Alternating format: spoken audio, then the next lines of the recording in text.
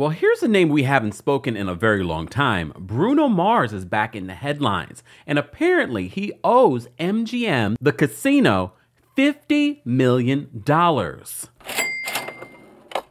And there's more details as to what happened to his group with Anderson .Paak.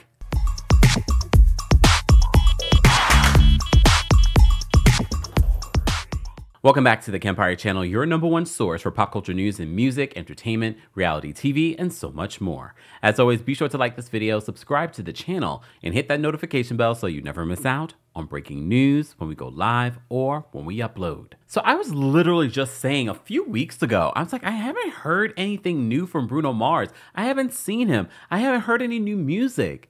Well, he's back in the headlines, and not for so many good things. So apparently he's supposed to be, coming back to Vegas. But before we get into that, let's talk about what News Nation Now is reporting in regards to allegedly some issues that Bruno Mars has with gambling. They write this: is Bruno Mars enjoying the MGM partnership a bit too much? The singer, who was once supported himself as a professional poker player, has been known to rack up large debts at tables, but a well-placed Vegas insider said he owes millions to MGM from gambling.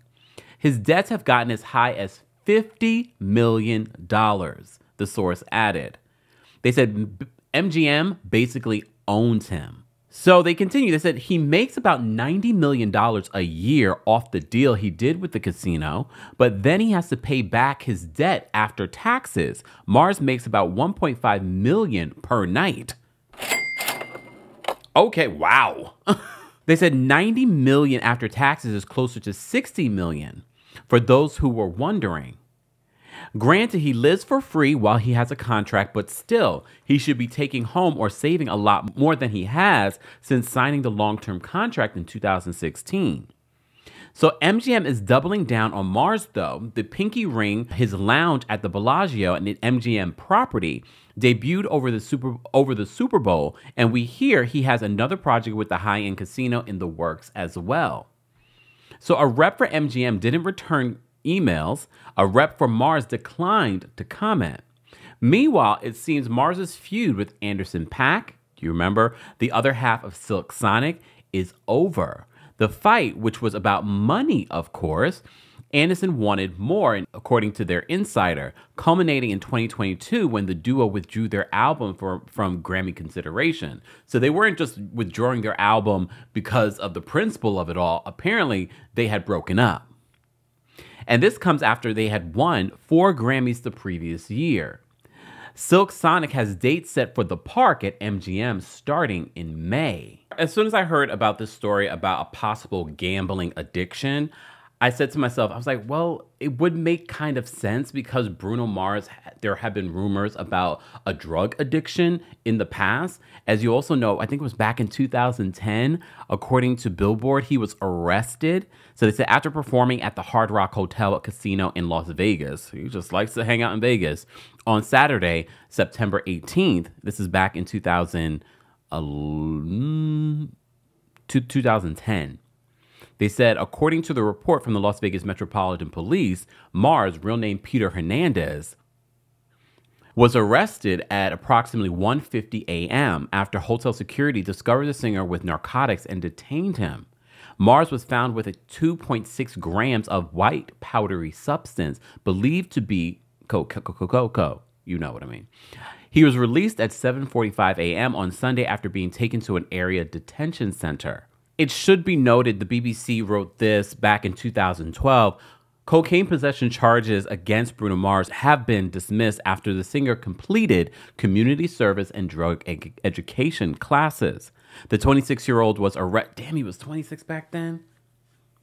Was arrested in September in a bathroom at Las Vegas Hard Rock Hotel with a bag of the cocoa. At the time, Mars admitted the charge and was also fined $2,000 and given 12 months probation. His lawyer said he even done extra community service and that his guilty plea would now be taken off his record. And the reason why I bring this up, because when we talk about addiction, a lot of times what I've seen, at least when covering these celebrity stories, is that if you give up one addiction, sometimes another addiction can take its place. And sometimes people have, quote, addictive personalities. So I wasn't completely surprised that maybe possibly he might have some sort of gambling issue, allegedly. All right. But also, this is how he used to make his living. And now you make even more money. You're making $1.something million a night, and you like to gamble, and you have an addictive personality, allegedly. It's a combination for disaster. I hope that if this is the case, that he gets the help that he needs, because it is an addiction.